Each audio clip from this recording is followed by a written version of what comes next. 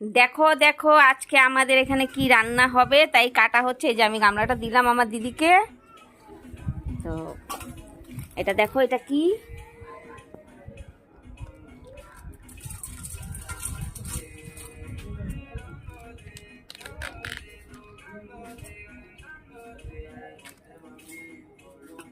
তো বন্ধুরা দেখতেই পাচ্ছ এই যে সুপারি গাছটা কাটা হয়েছে। এটা দিয়ে একটা জিনিস হবে যেটা তোমরা কখনো দেখোনি, জানো না। তো আজকে আমার সাথে থাকো, দেখতে পারবা এটা দিয়ে কি হবে। খুব ভালো একটা জিনিস হবে।